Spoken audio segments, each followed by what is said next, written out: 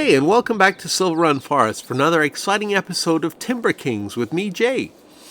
For those of you just joining us for the first time, welcome, and please remember to subscribe so you don't miss an episode. For those of you returning, you will remember we left off the last episode. We finally got the pallets free that were stuck in the platform or the loading ramp. We had to use a dev control, and we ended up with a total of 24 pallets deleted, which was quite a few. So the train has really been doing a number. And I went around and I did a quick recap of what I could find on the map as to what is missing. I couldn't come anywhere close to 24 though. We'll go through the numbers. All my pallets of saplings are gone. I should have expected that. I never even thought about that. I had 5 or 6 different pallets of saplings spread over the place that I was in the process of planting. They were gone.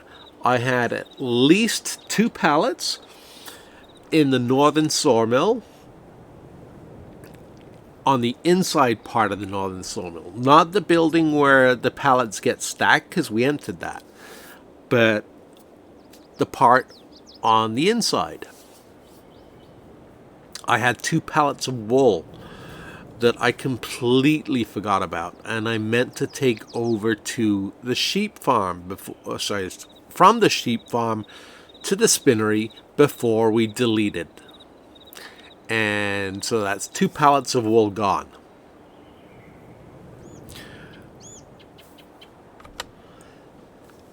So if you assume that we were able to account for 10 of the 24 pallets, that means there were still 14 pallets missing somewhere on the map, either tossed off by the train somewhere along the lines, or I can't believe that there would be 14 pallets stuck in this loading bay alone without it being more evident. Yes, there were 4 there. There were a couple of metal pallets at the end. That accounted for 5, maybe 6. So there was still a couple of pallets unaccounted for somewhere else. The thing that's frustrating is a couple of those pallets at the other end of this platform were metal. And metal is worth a lot. It's worth 10,000 sold to sold to Elm Creek from Silver Run Forest. So the train has been costing me potentially quite a bit of money. And we have in previous episodes gone up and down the tracks, and we have looked for missing pallets. I would also like to thank those of you that pointed out to me that the big bag lifter is great for loading, but it doesn't always work for unloading. And I've tried it out a couple of times on my test map, and I would say 75% of the time it hooks the trailer. So I guess we got lucky when I got this in the last episode. But 75% of the time it hooks the trailer as well as the pallets and ends up trying to lift both. So it's back to forklifts for us. Either forklifts or loaders. The nice thing about forklifts is they are reasonably cheap. And they seem to be able to handle a little bit more than a skid steer does. This is 8.3 tons. This is the one that came with the Platinum expansion. And a skid steer is nowhere near that, I don't think. Yeah, they're 3.9 tons, which explains why a skid steer had trouble lifting 2 pallets of metal and the forklift doesn't. So I'm going to keep this. Like I said, this does a really good job of loading. It's maneuverable and it's quick. So I'm going to take this back to the dealership and we're going to use it from here on in. We're going to keep using it to load our flatbeds. in places where we need something quick and maneuverable. Forklifts are nice, but they don't do 27 miles an hour. And while we're whizzing around, let's get up to speed on where the boat is and the roller coaster.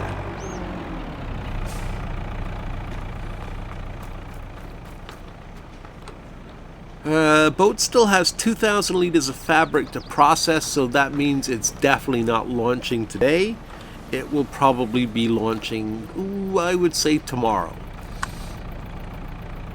So it should launch later on in this episode. Because I really don't have that much planned for today. We have to replenish our stocks as we sold everything in our fire sale yesterday, or in yesterday's episode, so that we wouldn't lose everything.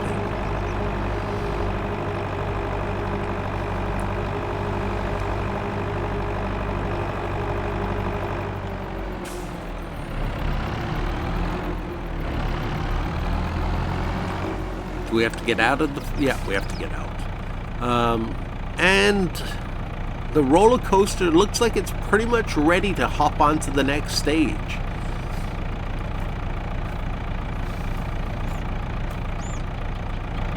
I said, I wish I could remember what phase we were on, and that way I would know. But again, we should know by tomorrow what's needed and what's not needed.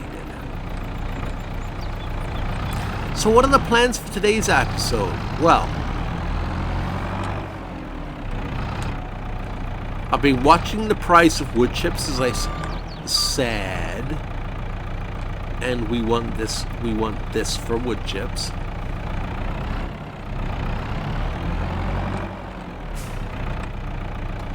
And I think it's worth trying our hand at doing some wood chipping. Because wood chips are about $1,000 a liter. And we have several end pieces that, well, we might as well wood chip. And I also have several smaller trees that I want to get rid of that they're at that size that they're really small. They're not going to be worth putting through the wood processor to make a lot of money. So wood chipping it is. It really is too bad there are no productions that require wood chips. Paper does require, in real life, paper is made from pulp, which is made from wood chips. You tend not to use whole trees. They use wood chips for it. Unfortunately, this Silver Run Forest is a DLC, as you know, and Giants has it locked away behind a firewall, which means you are not supposed to edit or modify it. You can reference it, but you cannot edit the game files. So you can't actually go in and change the sawmill from accepting wood to accepting wood chips, which is unfortunate. As far as wood chipping goes, it looks like this is going to be the beast we use for wood chipping.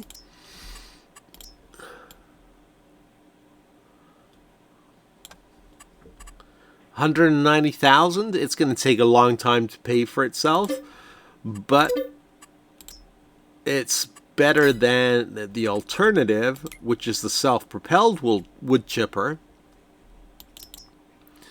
Where is it? This one here at $660,000. And this one doesn't even have a capacity to it. It just automatically puts them out. And the actual, the conveyor belt doesn't look like it is that much bigger either. So, we'll give it a try. In the past, I haven't had too much luck with wood chipping. The wood now again, I haven't tried wood chipping in Farming Simulator 22, But in previous versions of the game, I know that wood chips had... Is it going to hook or is it not going to? Damn it, I'm going to have to get a tractor.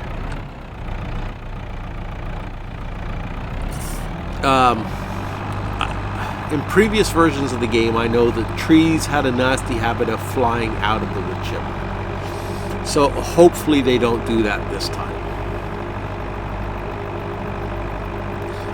Worst case scenario is we have to get the beavernator.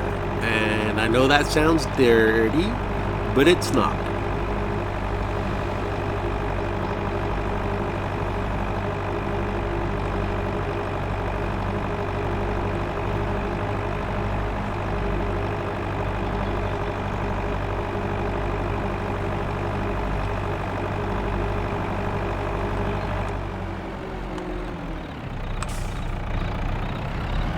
Line this up. Alright, I'm going to grab that tractor and I'm going to go ahead and I'm going to go grab that wood chipper, and I will see you when we are all set up.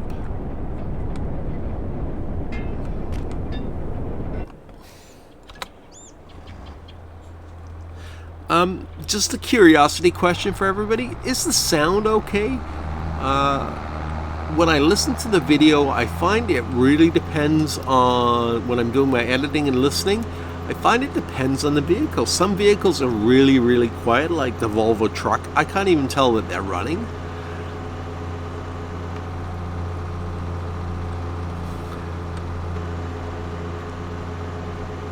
And this tractor sounds fine right now.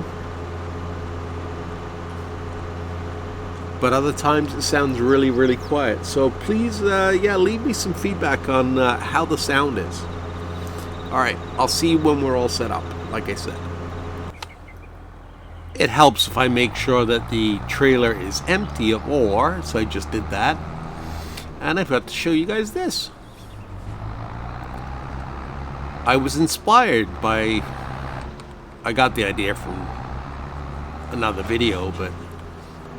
yeah, I ended up making a trail through the forest, so it hooks up this road with that road. The only thing is, it also, because the grass is gone, it shows me where I planted trees, so I have saplings growing in the middle of my road. Oh well.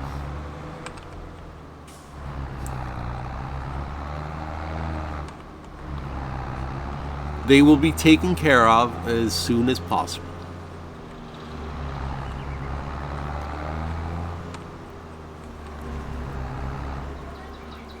And there is the pile of rock I gathered up from all the debris crushing we've been doing.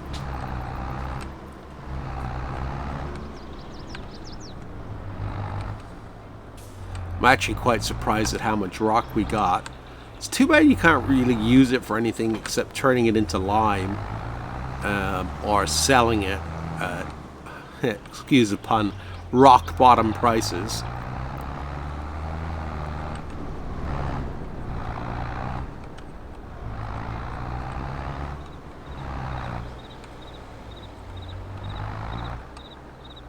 Am I close enough? I'm not sure. Like I said, let's just pray this one works, and we'll go from there.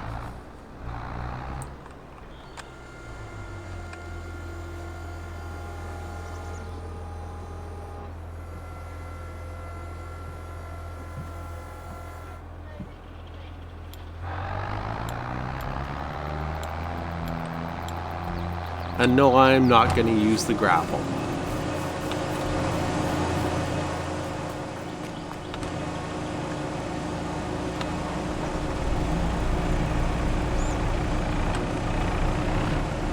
Going to be able to fit.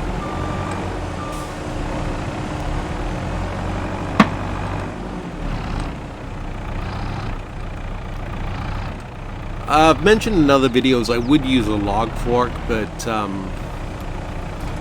apart from the ones that ship with the platinum pack for the high-end excavators,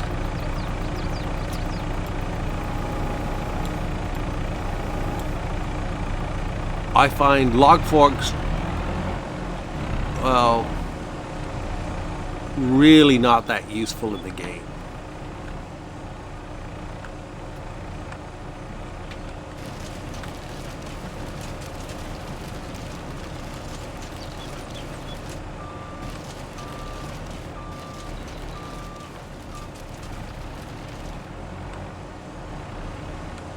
They have a nasty habit. I'm actually surprised at how well that took them. Yeah, no, I find the log forks have a nasty habit. They can handle maybe one log, maybe... No, I don't want that many.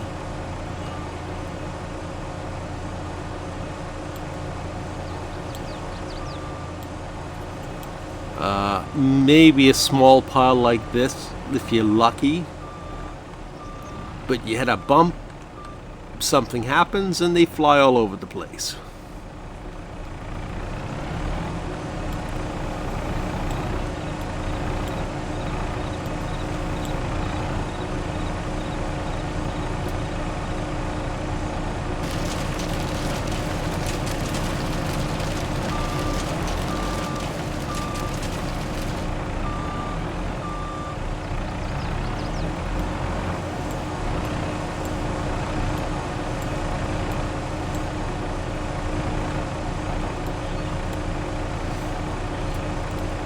I know I've said in previous episodes that these end pieces I was planning to haul off and just use as part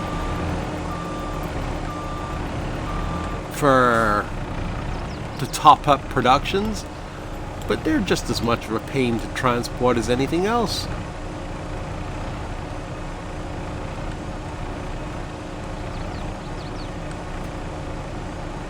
And that's when things go horribly wrong.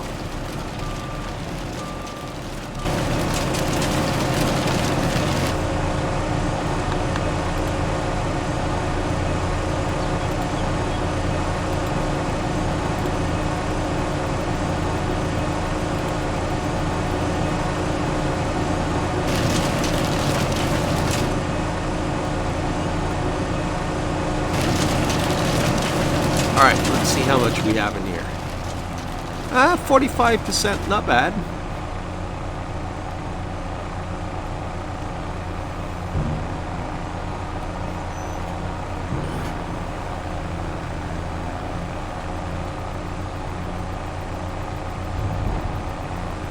Now the trail is fairly big, so it's going to take a bit, but if this works, I am gonna keep doing this with my end cuts from here on in, as opposed to worrying about transporting them. I knew there was one hidden somewhere. Well, we won't worry about that one.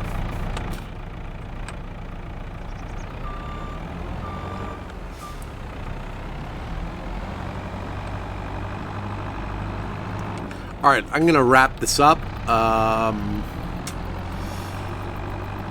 What else do I have to do today? I have to figure out what plot of land to buy next. I'm thinking either this area up here. I don't want to go too far north. As soon as you get up here, you start getting into a lot of sequoia fir territory. And sequoia fir is not worth the ground it's growing on. Giants did do a pretty good job in that, representing the fact that it's protected and it's not worth harvesting it. So I'm thinking of either one of these two areas, or I'm thinking of this area over here. If I don't buy it today, if it's not purchased by the end of this episode, leave me a comment and let me know where you think I should purchase my next land claim.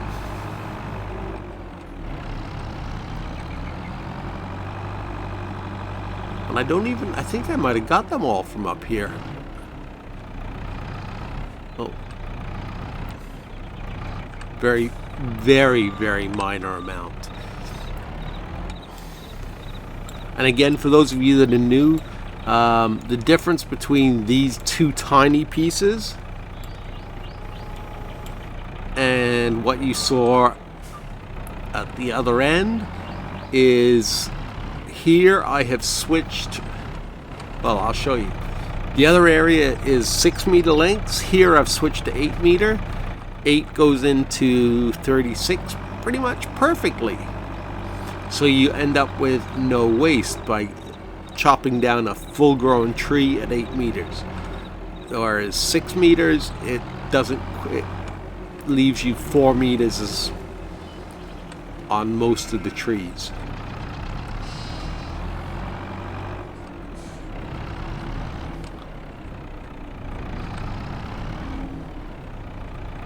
Anyway, my main goal today, like I said, is to get things done. I don't want to waste too much time here because I do want to get the... I'm stuck.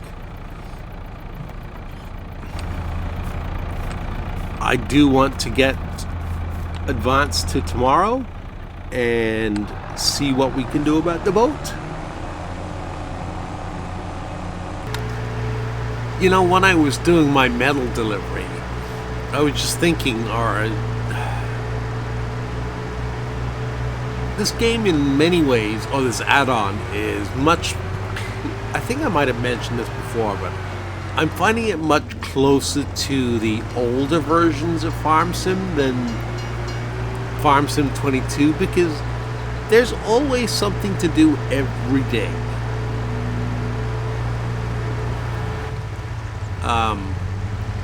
By that I mean, yes, you still have to, if you go into the arable side of things, or even just harvesting this field of grass, which you can see is grown again already,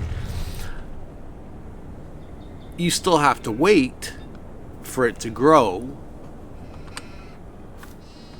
However, much like Farm Sim 19, there is always something to do as long as you have trees around. Whether it's harvesting them and selling them, whether it's taking them to productions, it's not like the base game where you put your crops in the ground and then you have 2 months, maybe 3 months in the summer where you, and then the same in the winter time, where you're just basically delivering product from place to place. You actually have something to do each and every day, and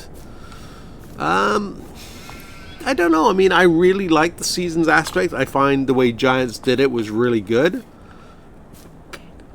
I guess we're not quite ready to harvest yet. But in some ways, it makes me miss the way Farming Simulator 19 was, where you planted a crop and 24 hours later it was ready to be harvested. So anyway, like I said, I will see you guys in June because I have done all my running around for the day and I don't really have anything left to do.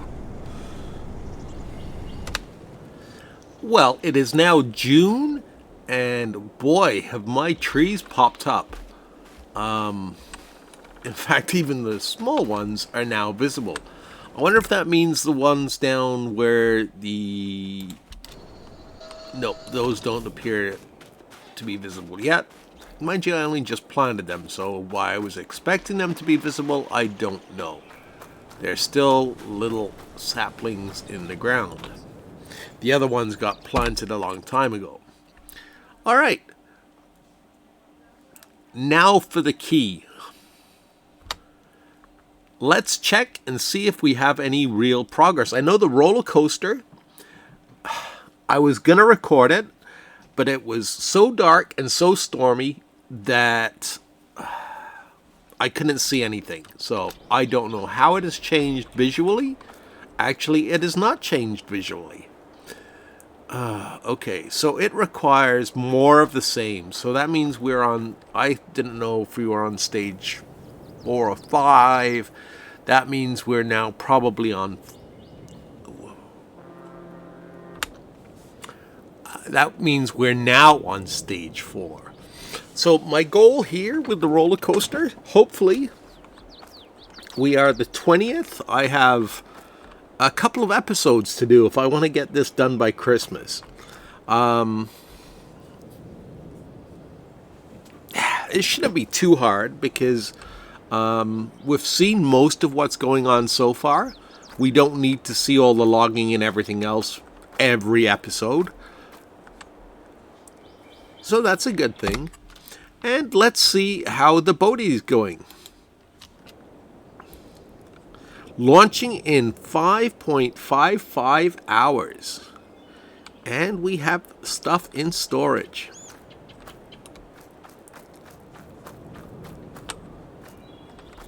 Ooh, that's bad lighting. That's much better lighting.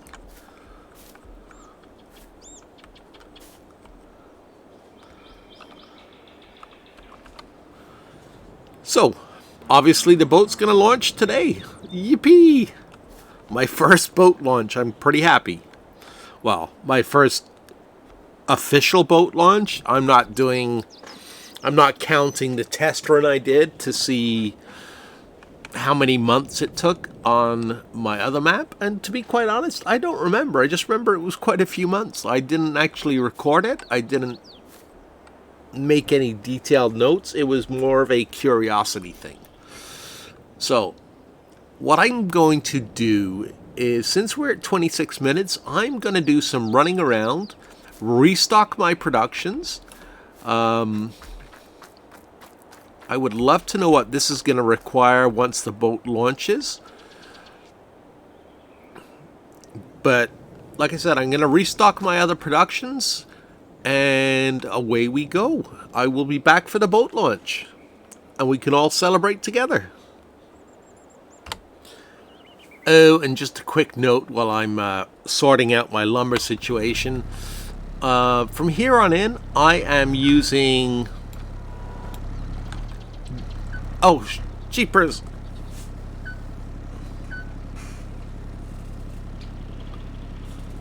I was going to say I'm using base game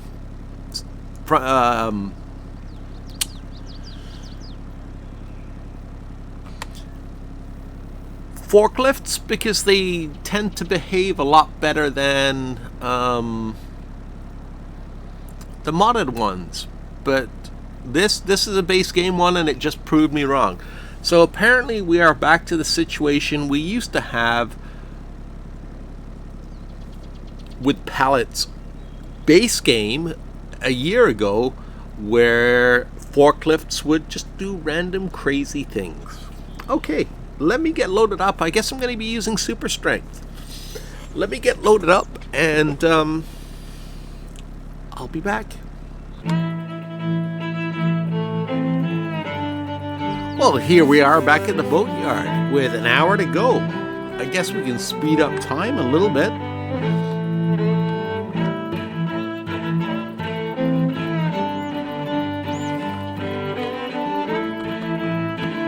And this will be, hopefully, unless something goes wrong, which is quite likely, will be our first successful boat launch. There we go. And she's sliding into the water.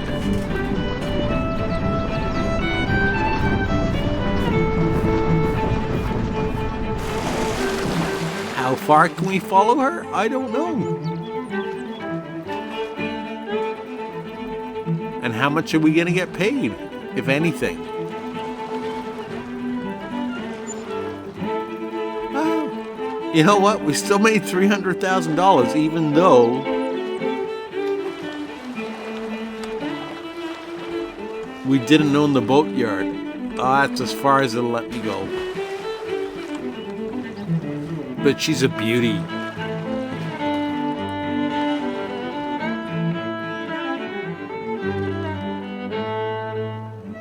Oh, I'm glad we have that out of the way.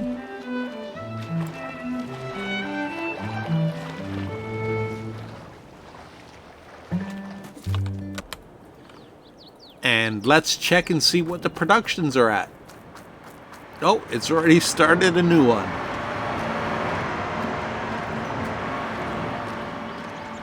So we have plenty of planks. Wood beams we're a little bit short of. We have some of those in storage, or well, we've got enough to get by. Metal, we're gonna need a Okay, we don't need too much. I guess we supplied quite a bit the last time. So, the SS Minow is sailing off into the distance. And we made enough money to pay for the purchase I just made, which I will show you all in the next episode. Hopefully you enjoyed this episode and liked our first boat launch. Hopefully one of many. If so, please give the video a thumbs up. And don't forget to subscribe so you don't miss new content. Thank you very much and take care. Jay.